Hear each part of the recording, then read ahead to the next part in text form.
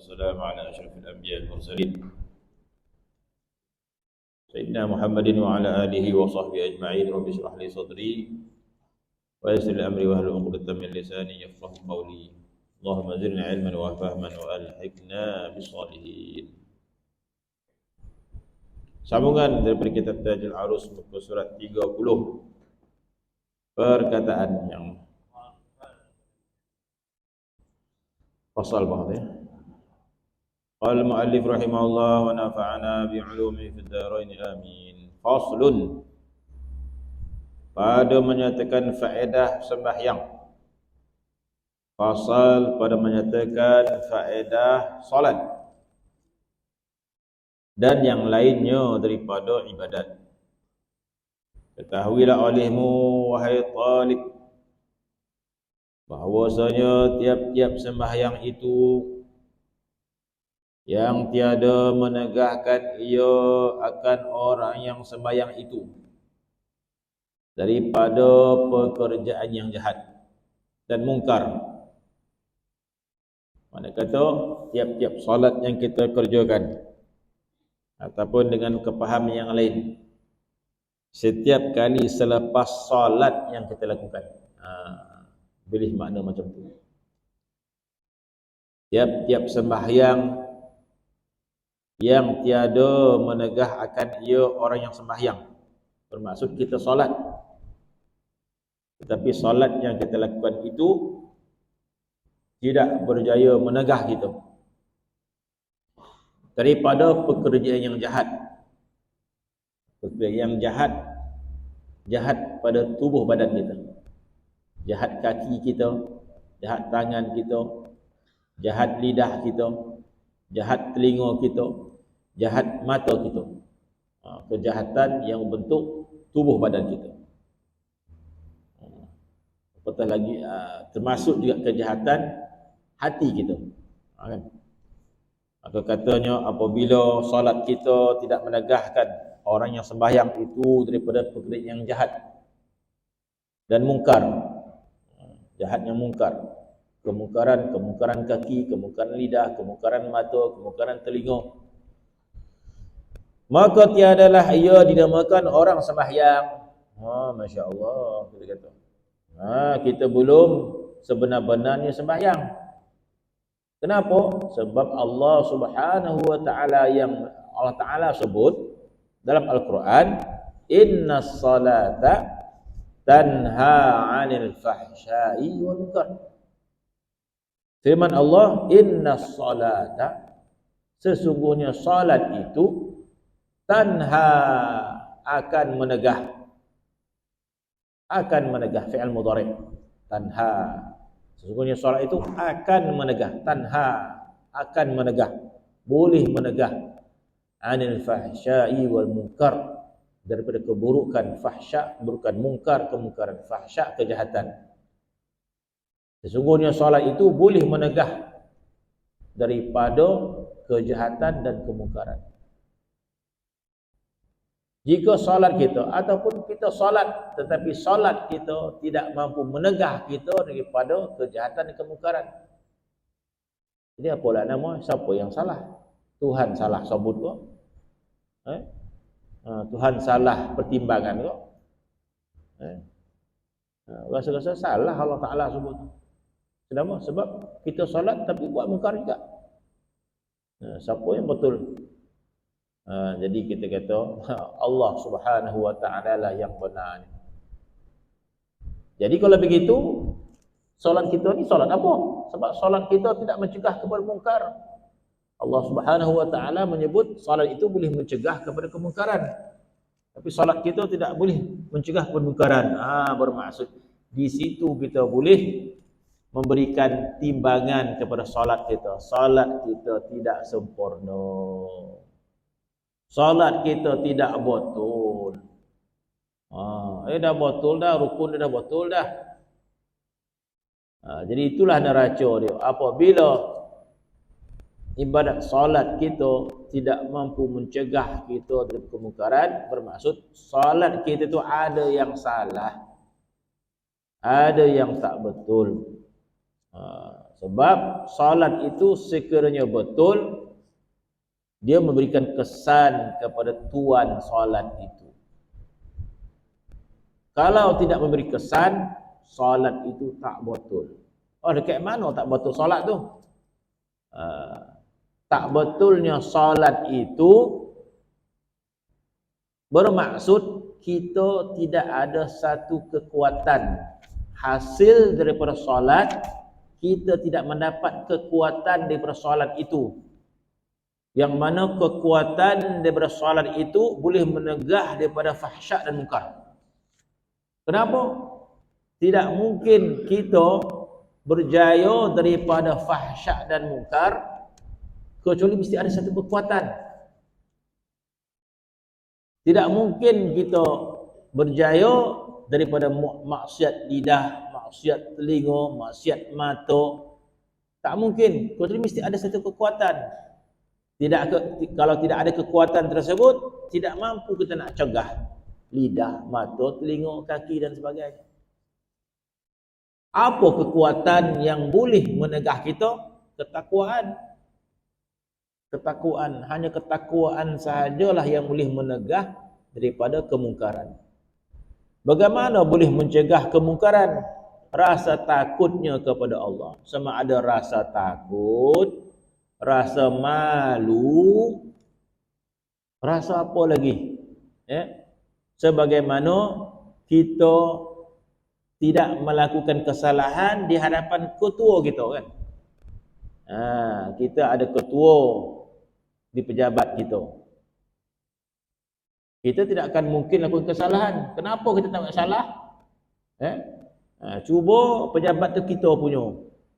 Tak ada siapa yang kita akan takut dah.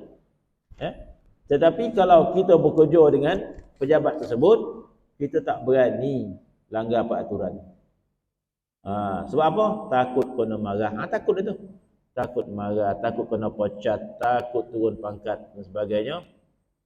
Masa tak berani gitu. Suruh datang pukul 8, datang pukul 8. Suruh datang 7.30, 7.30. Suruh tak berani kita ingkar kerana takut. Begitu juga kepada Allah Subhanahu wa taala, tak berani kita melakukan maksiat kerana ada rasa takut, rasa malu dan sebagainya. Jadi bermaksud kalau sebegitu, kalau kemungkaran, kalau kejahatan dan kemungkaran itu tidak boleh kita hindar kecuali dengan rasa takut kepada Allah, bermaksud salat kita mesti menghasilkan rasa takut kepada Allah. Sebab yang boleh menegah kemungkaran itu adalah rasa takut dan rasa malu kepada Allah. Sebab itu Nabi SAW bersabda, sekiranya engkau tidak ada rasa malu, buatlah apa yang kamu nak. Bermaksud orang yang berbuat apa sahaja maksiat sebab mereka tidak ada rasa malu.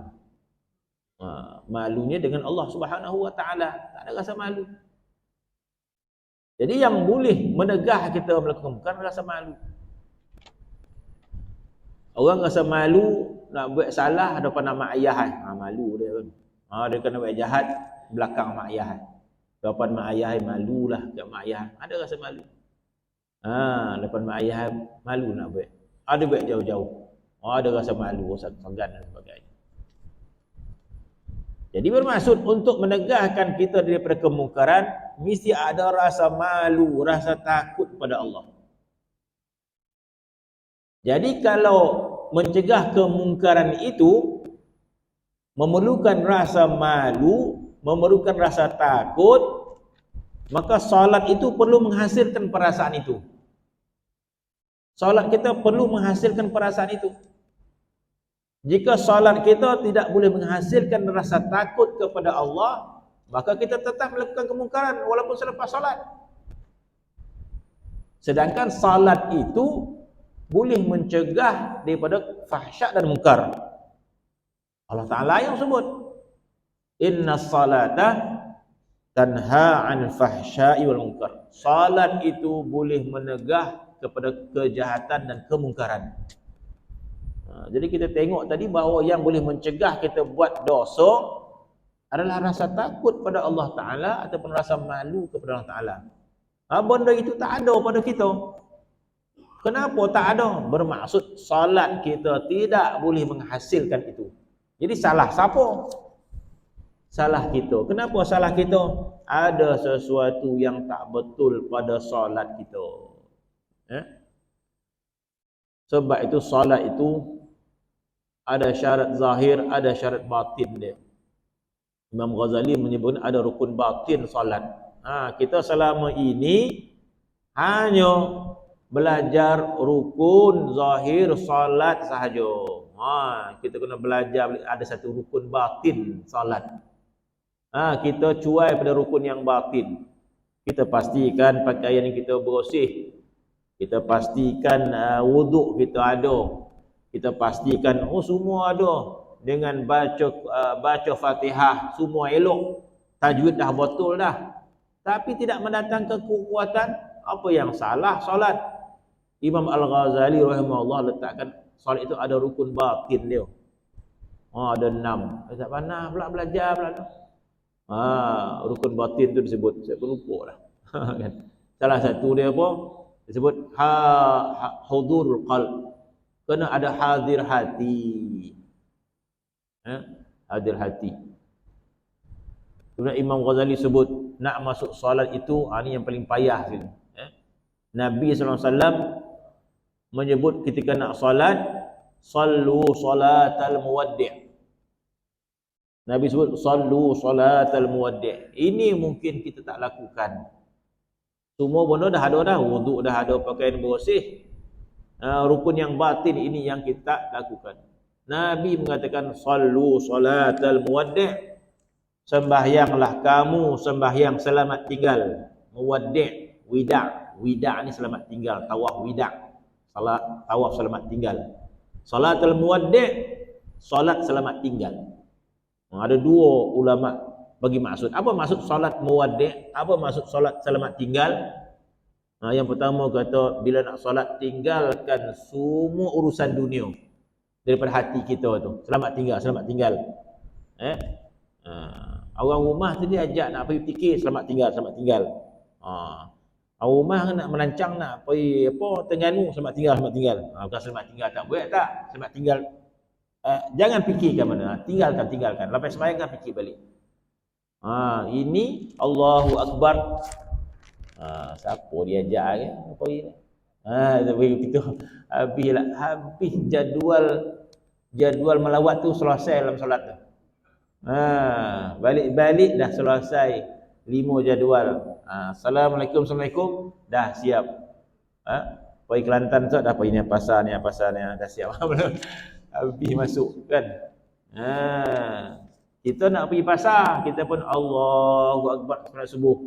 Assalamualaikum dah siap semua pun nak oli. Bila apa? Dalam sembahyang kan? Habis dia masuk dah. Nabi kata sallu salatal muwaddi', sembahyanglah kamu sembahyang selamat tinggal. Kata ulama yang pertama, tinggalkan segala pemikiran tentang dunia. Itu yang pertama. Ada kata ulama sembahyang selamat tinggal itu adalah iaitu setiap kali kamu salat kamu rasakan inilah solat yang terakhir, lepas ni kamu mati. Jadi kalau macam itulah kita punya perhitungan, sudah pastilah solat tu solat yang paling sempurna kita buat. Kalau doktor kau bang tak lama lidah, lepas sembahyang zuhur kan matilah kata dia. Lepas sembahyang zuhur kan matilah. Kita kata kalau sembahyang zuhur kita mati, ni yang paling baik kita buat. Dengan wuduk dia, tak ada lagi nak cerita nak pergi Terengganu, Kelantan tu. Macam mana Terengganu nak beli kerupuk tak?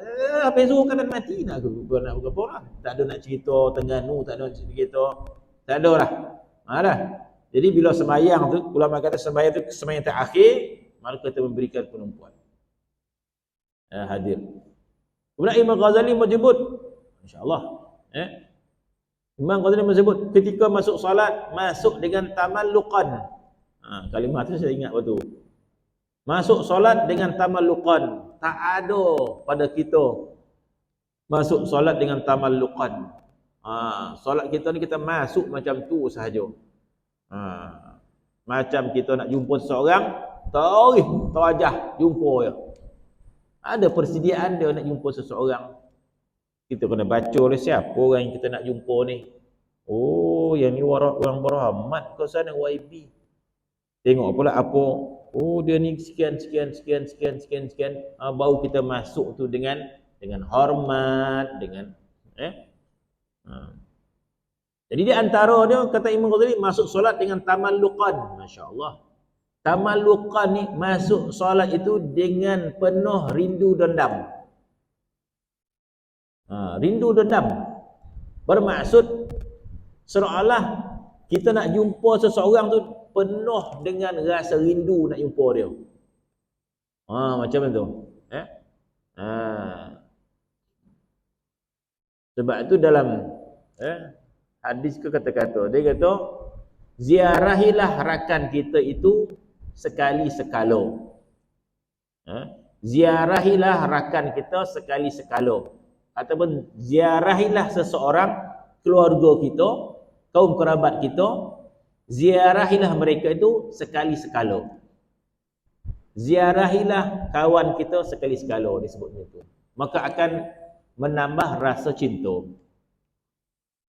Ini kalau kita pagi petang siang malam, kita tengok rumah muak dah. Tak ada muka lain kau, orang muka kau.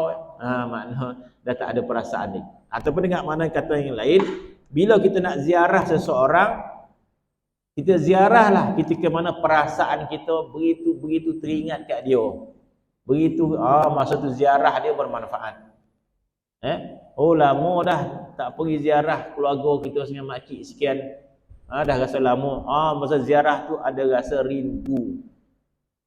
Ketika itu ziarah tu manfaatlah. Mana kita bertemu seseorang dalam keadaan kita ada rasa kerinduan sedikit. Ziarah dia. Jadi manfaatlah sekala kita ziarah. Oh dia pun nak bertanya, dia pun ada rasa rindu dan sebagainya. Baru ada manfaat. Ini kau pagi petang siang malam kita melanguk rumah dia tu. Kau je lain. Kau macam tu lah. Jadi begitulah solat. Begitulah solat. Masuk solat kata Imam Ghazali dengan penuh rasa seronok rindu dengan Allah Ta'ala. Ada macam tu? Tak ada. Yang ada, dah masuk asar. Masuk dah. Baru zuhur tadi. Kono pula pergi masjid. Pergi masjid dengan bongi lah. So baru li zuhur tadi. Kena pergi pula asar. Pergi bongi dalaman tu. Mana? Tidak kuat. Rasa cinta kita kepada Allah Ta'ala tak kuat. Kalau orang rasa kuat rasa cinta, bila telefon, lama kau tak telefon. Lama apa? Baru 5 minit tadi. 5 minit tu kira lama dah. Dia nak setiap minit telefon dia. Tu hebat dah tu. Telefon, lama tak telefon. Kalau baru sejam tadi dah telefon dah. Jadi orang yang rasa cinta ini, waktu yang singkat tu rasa lama. Jadi kita solat selepas solat tak lama waktu dia. Subuh, pukul 1 masuk zuhur. Pukul 4 lebih masuk asar. Masuk maghrib. Kalau tidak kuat rasa cinta kita kepada Allah, tak akan kita rasa, baru sembahyang. Macam kita dengan orang lah, kalau tak kuat rasa cintanya, tak tahan kita. Muka kau oleh kau tak ada orang lain ke? Sedangkan kawan nanti, sukun baru 2-3 jam tak jumpa, pergi balik rumah yang sebelah. Apa khabar? Baik. Balik sejam kan pergi balik. Kat pondok kan main rumah-rumah dia. Ziarah kejap pergi dah. Kau ya lagi kata. Yang seorang ni kata, tak boleh lah. Setengah jam tak jumpa tu. Makna rasa cinta itu menyebabkan sembahyang kita jadi baiklah. Jadi mana kita tak ada pilihan kecuali kita nak belajar rasa syukur pada Allah Subhanahu Wa Taala. Sebab masuk solat itu perlu sempurna. Imam Ghazali tamalluqan rasa rindu dendam.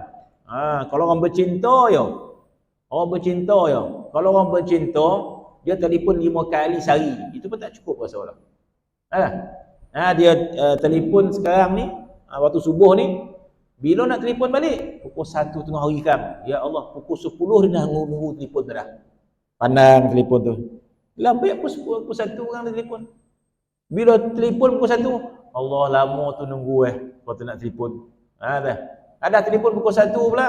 Bila telefon balik? Pukul 4.30 kan. Tu dia. Pukul 3 dia dah mandang telefon tu dah. Bila orang nak berdaring ni? Sejam setengah ni. Lama nunggu 4.30 baru dia telefon berdaring. Lama betul nunggu Lama betul apa pukul 1 telefon. Kang lepas ni bila telefon pula? Kang pukul 7.30 Kang. Pukul 6.30 dia dah nunggu dah telefon tu. Nunggu sejam ni. Telefonnya lama tu. Sebab itu masya-Allah kita kata, mudah-mudahan Allah Subhanahu wa taala memberikan kita kepahaman tersebut. Nabi sallallahu alaihi wasallam menyebut ada golongan orang yang solat, masya-Allah, iaitu golongan yang menunggu solat selepas solat. Mudah-mudahan Allah Taala jadikan kita orang yang sebegitu. Istilah dia intizarus salah ba'da salah. Tak semua orang ada kepahaman yang macam ni, tak semua orang ada adab yang macam ni. Sekiranya kita diberikan kekuatan, kita beradab dengan sembilan rupa, ini dimuliakan oleh Allah Subhanahu wa taala. Maka ada orang yang sifatnya intizarus salah ba'da salah nama dia. Iaitu menunggu solat selepas solat. Macam tadilah, menunggu telefon selepas telefon. Dia telefon dah pukul 6.30. Lepas ni bila lah telefon? 1.30 kan kata dia. Pukul 10 dia dah nunggu dah. Dia dah bersedia dah. Allah, lambiknya nak telefon. 1.30 bertelefon. Allah, lama betul nunggu kalau nak telefon. Ini dengan Allah Subhanahu wa taala, jika ada sebegitu, maka nama dia orang ni intizarus salah ba'da salah. Orang yang menunggu solat selepas solat. Masya Allah, bermaksud waktu masuk 1.30, 1 suku dia dah siap dah. Padahal menunggu azan. Tunggu azan. Dah salat zuhur, asar masuk sampai 45, sampai suku dah siap dah. Menunggu waktu salat. Masya Allah. Ini disebut oleh Nabi intizarus salah ba'da salah. Orang yang menunggu saat-saat salat selepas salat. Ini ada kemuliaan. Apa pahala dia? Pahala dia adalah ribat. Maka Nabi kata fahuwa ribat. Apa itu ribat? Apa itu amalan ribat? Ribat adalah amalan yang mulia dalam agama, ataupun murabatah, ataupun ribat. Ribat ini apa? Ribat ini adalah tentera yang menjaga keamanan di sempadan. Nama dia ribat. Tak ada perang. Tetapi sebahagian orang ditugaskan untuk menjaga keamanan, tentera, ataupun kata mujahidin, tapi duduk di sempadan negara. Macam askar lah, duduk di sempadan negara, jaga keamanan. Tak ada perang, dia jaga keamanan. Nama dia ribat. Dalam Islam, tentera yang menjaga keamanan negara itu, dia dikira orang yang sedang perang fisabilillah, dan setiap waktu dia diberikan pahala. Kalau malam qiyamul lail, kalau siang diberikan pahala puasa. Setiap waktu dia itu adalah ibadat kepada Allah Ta'ala. Besar sekali dia punya pahala dia. Nama dia ribat. Maka orang yang menunggu salat selepas salat, Nabi kata fahuwa ribat, ataupun mudah faham, itu adalah orang yang mujahidin. Orang yang mujahidin. Masya Allah, kita tak pergi keluar pun berjihad. Kita tak pergi ke Iraq berjihad. Kita tak pergi ke Palestin berjihad. Sekadar kita menunggu salat, selepas salat, dikira kita ini orang yang mujahidin. Pahala dia. Besar. Fahuwa ribat, intizar. Kenapa? Sebab orang yang menunggu solat selepas solat, bermaksud dia suka untuk solat. Dia suka untuk bertemu dengan Allah Subhanahu wa taala. Jadi bila ada syarat-syarat yang batin ini, barulah kemungkinan salat kita itu mendatangkan rasa takut, rasa cinta, rasa malu dengan Allah Subhanahu wa taala, ada kekuatan, maka barulah salat kita itu boleh mencegah kita dari fahsyat dan munkar. Jadi rahsia salat kita kepada kekuatan kita terhadap kejahatan dan juga kemungkaran. Ngoreh semua. Fahsya' wal munkar. Inna salata tanha 'anil fahsya'i wal munkar. Sesungguhnya salat itu boleh mencegah kepada kejahatan dan kemungkaran. Mafhumnya, jika tiada menegahkan ia daripada yang demikian itu, tiadalah dinamakan ia akan salat. Habis kita nak namakan apa pula benda? Nak namakan apa pula? Jadi kita bimbang di akhirat nanti, salat kita yang tidak mencegah fahsyat dan munkar, maka ini bukan salat, ataupun Tuhan tak terima salat tu. Ataupun kita termasuk dalam hadis Nabi sallallahu alaihi wasallam, Nabi bersabda, rubbal qaim, berapa ramai orang yang salat di dunia tetapi dia hanya dapat latih sahaja. Hadis itu menyebut dua, berapa ramai orang yang salat, berapa ramai orang yang berpuasa. Masya-Allah. Nabi kata dalam hadis dia, berapa ramai orang yang salat tetapi akhirat tak dapat apa. Yang dia dapat latih saja. Latih kita datang masjid, latih kita.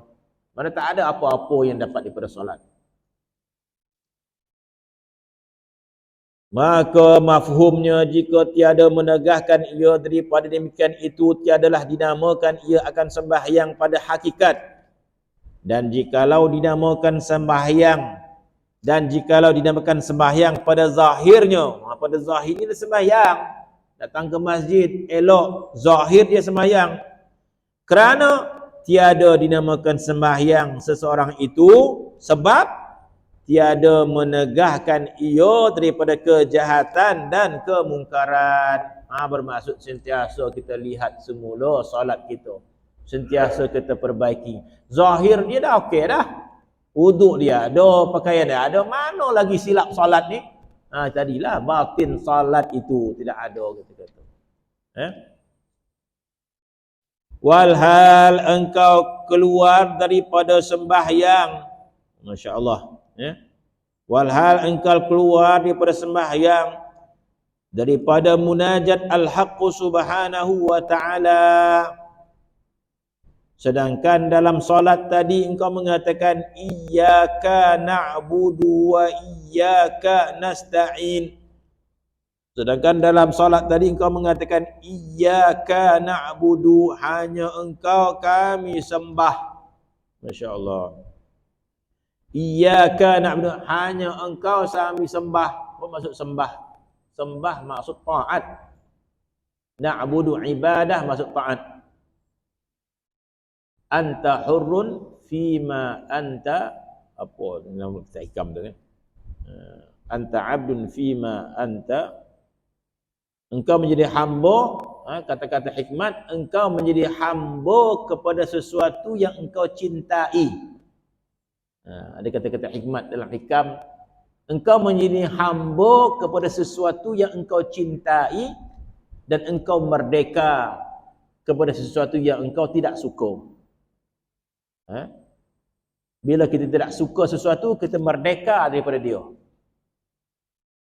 Bila kita suka kepada sesuatu, kita akan menjadi hamba kepada sesuatu itu. Itu kata-kata hikmat. Anta abdun fima anta tuhib. Engkau akan jadi hamba kepada sesuatu yang engkau cintai. Kalau orang tu suka kereta, bau bali, lawa, berkilat, maka dia akan rasa suka pada kereta kan. Maka dia akan memperhambakan diri dia. Kena bersih, kena mandian, kena apa, tengok kan tak berkilat, kena kilat, kena dia memperhambakan diri pada kereta tersebut. Sebab apa? Dia cinta. Bila dia tak cinta, dah bukan masalah perbuatannya, ni takluk hati ni. Takluk hati tu. Kita ni bila kita suka, hati kita akan tertakluk pada benda yang kita suka. maka diistilahkan kita akan memperhambakan hati kita pada dia. Begitulah kepada Allah Subhanahu wa taala. Bila kita suka kepada Allah, barulah kita akan memperhambakan diri. Bagaimana kita ingin memperhambakan diri kepada Allah kalau kita tidak suka kepada Allah? Tak jadi dia. Ya? Sebab kita akan memperhambakan diri kita kepada sesuatu yang kita suka. Ya? Dalam banyak-banyak kereta, dalam banyak-banyak kenderaan, satu kenderaan yang paling kita suka, maka situlah kita akan perhatikan. Duit kita pun habis kat situlah. Yang motor ni rosak, kita bolo. Motor ni rosak, kita bolo. Yang satu nak lantak situlah. Tak nak kita nak bolo dah. Janji boleh jalan dah lah. Kita ada 2-3 biji motor. Yang satu ni kalau rosak je kita bolo. Rosak je bolo. Kotor sikit je basuh. Yang satu nak tak peduli dia. Sebab apa? Ni motor nak pergi motong rotah. Pedulilah. Kena rotah ke apa lantak situ. Yang satu nak tak boleh. Jadi kita akan gunakan khidmat kita pada sesuatu yang kita cintai. Jadi bagaimana kita nak menyembah kepada Allah sekiranya kita tidak suka kepada Allah. Jadi bermaksud iyyaka na'budu, dalam Fatihah kita iyyaka na'budu, hanya engkau kami sembah, bermaksud hanya engkau kami cintai. Iyyaka na'budu bermaksud iyyaka nuhibbu. Iyyaka na'budu, hanya engkau kami sembah, bermaksud iyyaka na'budu, iyyaka nuhibbu. Hanya engkau kami cinta. Sebab cinta dan ibadat tidak boleh berpisah. Sebab kita akan memperhambakan diri kepada sesuatu yang kita cintai. Itu maksudnya. Mana mungkin kita memperhambakan kepada Allah yang kita tidak cintai. Bermaksud kita melakukan dengan keterpaksaan sahaja. Maka katanya engkau keluar daripada munajat Al-Haqq Subhanahu wa ta'ala dengan firman iyyaka na'budu wa iyyaka nasta'in, dan keluar daripada munajat Rasulullah. Masya-Allah. Jadi salat kita ini, selepas kita salat, kita keluar daripada munajat kepada Allah, dan kita lepas keluar daripada munajat kepada Rasulullah. Jadi bermaksud dalam salat kita ada 2 jenis munajat. Ataupun dalam solat kita berdialog dengan 2 syakhsiah. Nama dia solat, menghadap kepada Allah. Tetapi dalam solat juga ada bahagian kita munajat kepada Rasulullah SAW. Munajat bermaksud kita berdialog, kita berbicara. Dalam solat kita berbicara dengan Allah, dan Allah Ta'ala perintahkan kita dalam bahagian salat kita berbicara dengan Nabi SAW. Oh, tak salah pula. Daripada awal kita berbicara dengan Allah. Allahu Akbar. Bukankah kata-kata itu kita tujukan kepada Allah? Kata-kata tu. Habis kata-kata tu kita tujukan kepada siapa? Itu kata-kata pujian. Bila kita memuji orang, apakah kita memalingkan wajah kita pada orang tu? Orang yang kita nak puji ada kat depan. Tiba-tiba kita pegang telefon, lawalah kau ni. Orang tu pun confused dia. Dia nak ngaban siapa dan lawa kau, telefon lawa. Jadi bila kita nak mengatakan orang cantik, kita menghadap pada dia. Oh, lawa betul. Menghadap pada dia dengan mata kita menghadap, dengan hati kita maksudkan kepada orang. Oh, hebat betul kau ni. Bukankah kepada orang tu kita tujukan? Jadi pada mula salat, Allahu Akbar, kita tujukan kepada Ya Allah, engkau lah maha besar. Bermaksud kita berdialog dengan Allah Subhanahu wa ta'ala. Jadi dialog dengan Allah, zahir lidah kita dan batin hati kita kan. Kebanyakan kita berdialog kepada Allah, lidah kita, hati kita dah ke lain dah. Doa iftitah, Allahu Akbar kabira, bukankah kepada Allah kita tujukan kata-kata itu? Allahu Akbar kabira, walhamdulillah katsira, subhanallah bukratan wa asila, kepada Allah. Kemudian baca Fatihah, alhamdulillah, iyyaka na'budu wa iyyaka nasta'in, kepada Allah. Kemudian baca surah. Bukankah surah ini disebut kita sedang berbicara dengan Allah? Allah Ta'ala sedang berbicara dengan kita. Kalau kamu ingin Allah Ta'ala berbicara dengan kamu, dalam hadis tak salah, sekiranya kalau kamu ingin Allah Ta'ala berbicara dengan engkau, maka bacalah Quran. Kalau kita ingin Allah Ta'ala berbicara kepada kita, maka bacalah Al-Quran. Sebab Al-Quran itu adalah bicara Allah kepada kita. Kemudian rukuk Allahu Akbar kepada Allah. Dalam rukuk, Subhan Rabbiyal Azim wa bihamdi. Kepada siapa kita tasbih tersebut? Kepada Allah. Maka yang paling banyak dalam solat berbicara kepada Allah. Tapi ketika mana tahiyat, Allah telah perintahkan kita berbicara kepada Nabi SAW. Ada bahagian perbicaraan dengan Nabi ketika mana kita menyebut Assalamu alayka ayyuhan Nabi wa rahmatullahi ta'ala wa barakatuh. Ini diistilahkan sebagai kita sedang menghadap Nabi secara maknawi. InsyaAllah. Apa rahsia sembahyang? Wallahu alam. Tetapi dalam sembahyang kita menghadap Allah. Apa yang menghadap Allah? Hati kita menghadap Allah. Sebab itu kalau solat tidak ada hati kita, kita tidak menghadap kepada Allah. Sebab menghadap kepada Allah nak menghadap macam mana? Badan kita nak menghadap ke mana Allah Ta'ala? Allah Ta'ala bukan depan kiri kanan, depan belakang. Badan kita menghadap Kaabah Al-Musharrafah. Jadi hati kita menghadap Allah macam mana? Ketika mana kita ingat Allah. Ataupun ketika mana kita tujukan lafaz kita kepada Allah, maka ketika itu kita menghadap Allah. Jadi solat ini umpamakan kita menghadap kepada Allah. Jadi kalau kita menghadap raja, Masya-Allah, kita menghadap Yang Tuan contohnya. Kita diperintahkan menghadap Yang Tuan 5 kali sehari contoh-contoh. Agak-agak kita ni dikabarkan nampak oleh Yang Tuan ni agak. Bila kita menghadap dia duduk tercongok depan tu. Tapi kita menghadap dia, kita bawa handphone, kita lekon dia, kita kulu kili, tak menghadap dia pun. Masuk dalam bilik tu, tapi kita memandang ke lain. Raja ni mandang, ini perangai budak ni. Dah masuk dah. Raja tu mesti dia nak menghadap. Tapi kita masuk je. Ataupun kita duduk, kita menghadap ke lain. Dalam bilik tu mungkin ada majalah atau apa kan.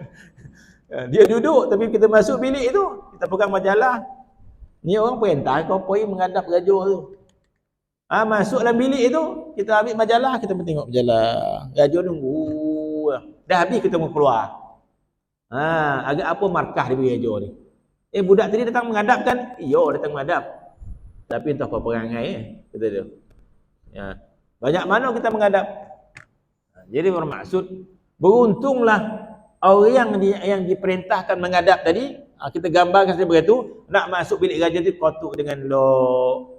Bila masuk saja bilik raja tadi, penuh kita mandang kepada raja, cara jalan dia, duduk tertib, memandang kepada raja. Apa yang dia suruh, dah skrip dia dah ada dah. Apa nak sebut? Tak ada. Apa nak sebut? Tuanku batik datang. Adalah skrip dia, dibaca dengan elok. Ada skrip dia nak jumpa raja tadi. Skrip itu dibaca dengan elok, dan cara baca pun elok, tertib duduk mandang pada raja tu elok sampai habis. Tak ada demok-demok handphone masa tu dah. Di silent handphone. Nampak tu orang apa manggil tu, tak elok dia menghadap raja tu. Maka keluar dia. Bolehlah raja. Bagilah markah dia ni 99. Sebab dia menghadap. Akan datang lagi. Setiap kali kita jumpa raja, kita beradab dengan elok. Ini boleh bagi datuk ni budak ni. Sebab beradab. Apakah raja tu nak bagi dia pingat? Setiap kali masuk biliknya dah melilau dia kulit. Dia buat trik in one depan tu kita ada. Dalam bilik raja tu macam nak jumpa raja kalau mana 5 minit je. Nak jumpa. Tapi bila masa 5 minit tu dia buat Nescafe lah topi tu. Dia apalah ni anak. Lepas tu raja tanya jawab. Balik contoh ni. Sikit dia. Sebab itu Imam Ghazali disebut, Masya Allah, mudah-mudahan Allah Subhanahu Wa Taala memperbaiki diri kita. Imam Ghazali menyebut bahawa salat kita ini lebih hampir kepada kemurkaan Allah daripada keredaan Allah, kata Imam Ghazali rahimahullah.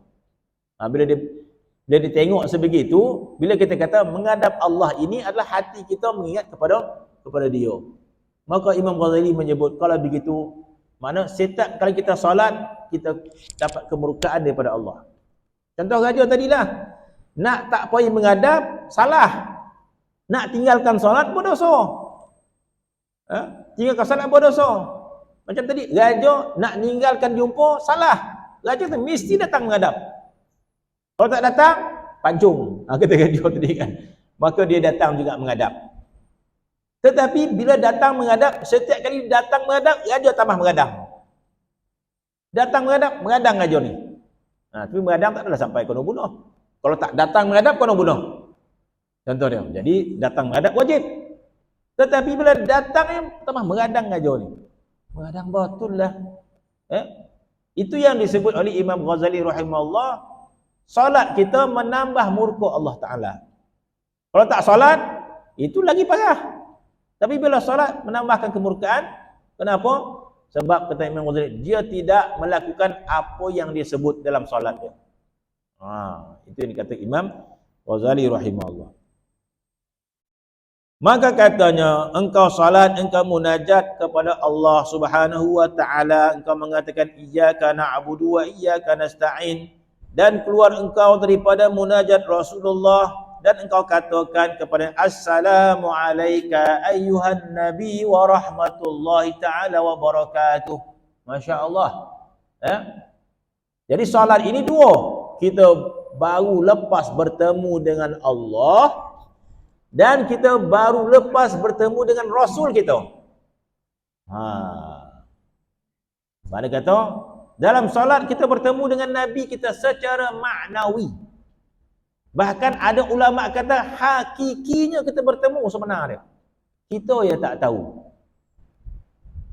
Kenapa? Sebab kalau tidak hakiki, maka sia-sialah kata-kata kita assalamu alayka ayyuhan nabi wa rahmatullahi ta'ala barakatuh.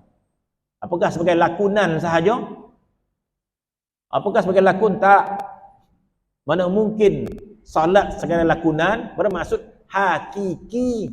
Dialog kita dengan Nabi itu secara hakiki. Kata ulama, memang Nabi mendengar salam kita. Kalau Nabi tak dengar salam kita, kenapa Tuhan perintahkan kita menyebut assalamu alayka? Assalamu alayka kalau orang belajar bahasa Arab kan ni adalah dhamir mukhatabah. Dhamir mukhatab. Kita ada dhamir dalam bahasa Arab, ada dhamir ghaib, ada dhamir mukhatab, ada dhamir mutakallim. Dhamir ghaib wa huma hum ya huma hunna. Dhamir mukhatab anta antuma antum anti antuma antunna. Dhamir mutakallim ana nahnu. Mutakallim orang bercakap, saya, kami. Benda yang ghaib dia, mereka. Siapa? Dia tu. Dia tu mana? Ghaib. Siapa yang buat ni? Dia. Dia yang gaib. Tapi kalau kamu nak pergi mana? Kamu mestilah berada depan kita. Kalau kita bercakap, kamu nak pergi mana? Orang yang tak ada. Kau cakap dengan siapa? Dia cakap dengan abang orang tu.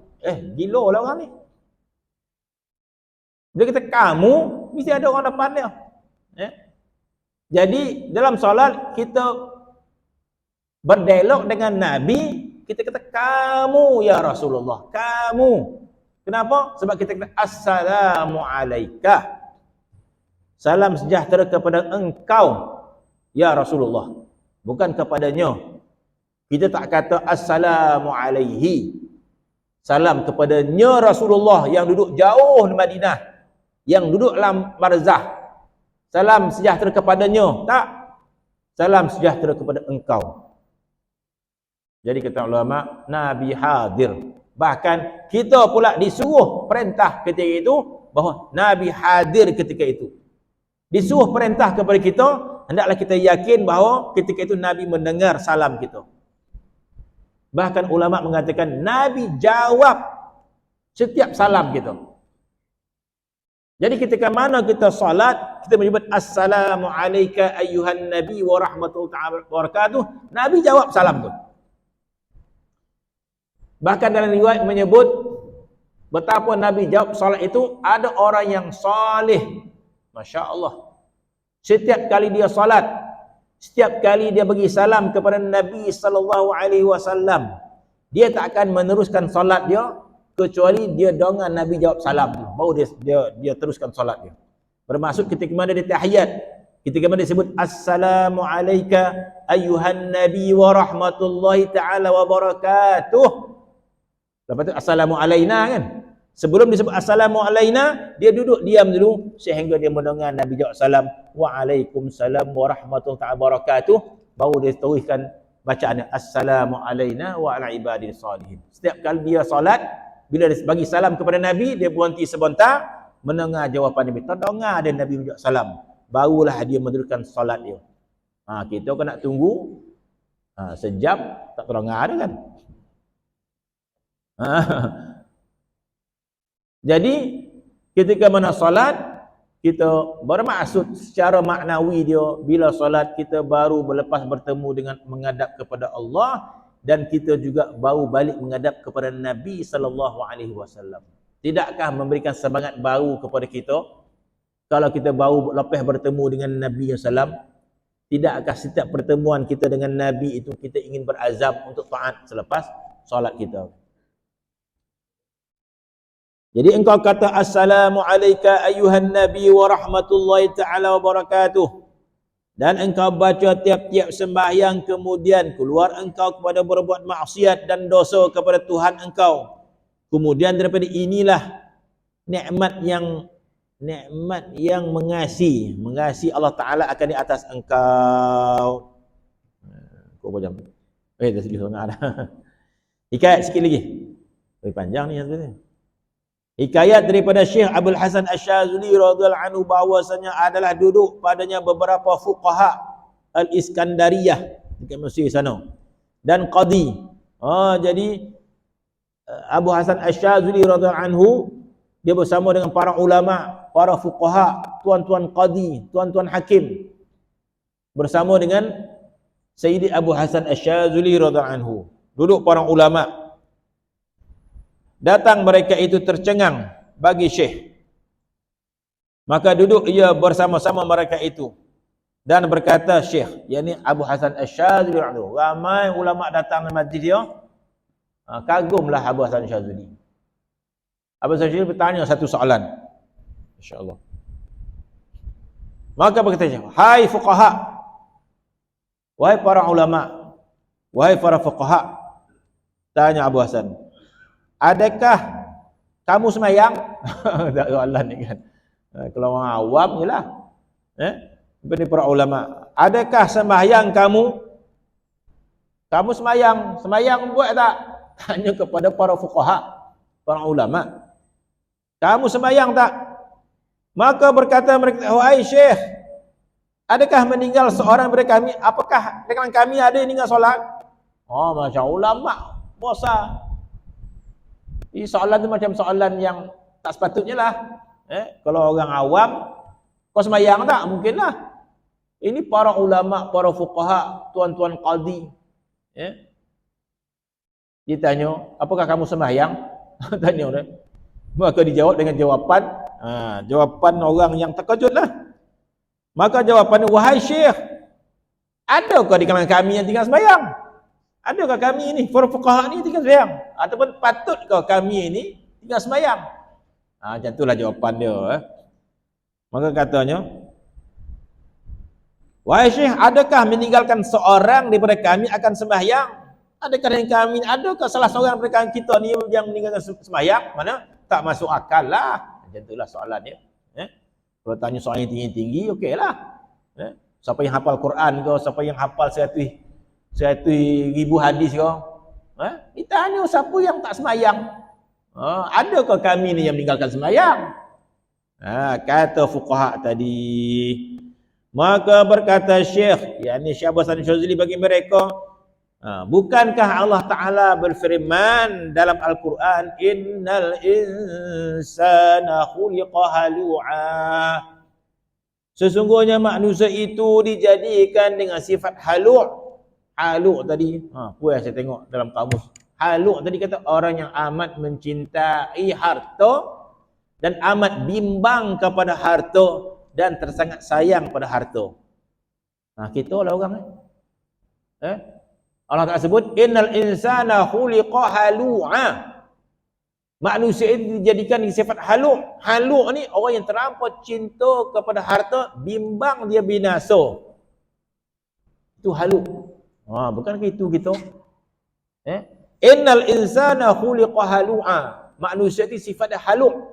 Halu' ni tersangat cinta kepada harta dan takut harta dia hilang, binasa dan sebagainya. Idza massahu syarru jazu'a. Bila dia kena suatu keburukan, dia keluh kesah. Jazu' ni rasa bimbang, takut. Jazu' rasa gementar, rasa takut, bimbang. Bila dapat satu keburukan, jazu' ni terlampau tak seronok, terlampau benci, terlampau bimbang. Wa idza massahu khairu manu'a. Bila dapat kebaikan, manu ni kodokut. Dia bersangatan halu. Manu dia menegah daripada memberi. Bila dia dapat harta, digonggam gonggam tak tiri. Kata pasal gitulah kan. Illal musallin, kecuali orang yang solat. Bermaksud orang yang solat, dia tak akan mencintai bersangatan hartanya. Orang yang solat, dia tidak akan kebingungan dengan suatu keburukan yang menimpa dia. Orang yang solat, dia tidak jadi kedekut dengan harta dia.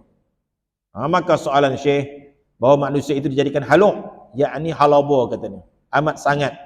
Apabila mengenal akan kejahatan, susah hati. Dan apabila mengenal akan kebajikan, menegah, kedekut daripada yang wajib. Melainkan orang yang sembahyang tiadalah memperbaikkan itu. Maka dikembalikan, adakah kamu bersifat dengan macam tu? Kamu tidak kedekut, kamu tidak cinta harta, kamu tidak, adakah kamu? Maka adalah kamu seperti demikian itu. Apabila mengenai kami kejahatan dan bala, tiada kami terkejut, susah. Dan apabila mengenai kami kebajikan, banyak harta, engkau tidak menegah akan haknya. Maka manakala mendengar mereka itu akan perkataan Syekh, yang mereka itu diam semua. Diam. Makna sifat-sifat tu ada. Mengasihi harta semua ada. Mana jujurlah. Ulama ni jujur. Bukan menafikan. Jujur mana? Ya betul lah. Sifat tu masih ada pada dia. Walaupun dia solat, sifat-sifat rasa cinta kepada harta itu dan keluh kesah bila ditimpa bala masih ada lah. Maka mereka tidak solat sebenarnya. Maka mereka para ulama tadi insaf dirilah maksudnya dengan kata-kata tersebut. Bermaksud kata-kata itu dia mengatakan belum tentu lagi kita solat sebenarnya solat.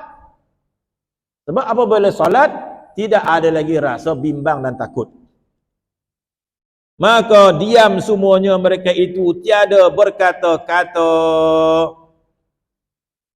Kemudian bangun seorang, maka berkata bagi mereka itu oleh Syekh tadi, maka katanya, tiadalah sembahyang bagi kami.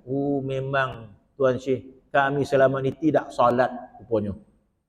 Tu para ulama dia jujurlah tentang diri dia. Rupa-rupanya selama ni tak solat. Bermaksud solat kami belum betul dan belum sempurna. Maka tiadalah sembahyang kami akan itu sembahyang. Kami tak sembahyang macam itulah.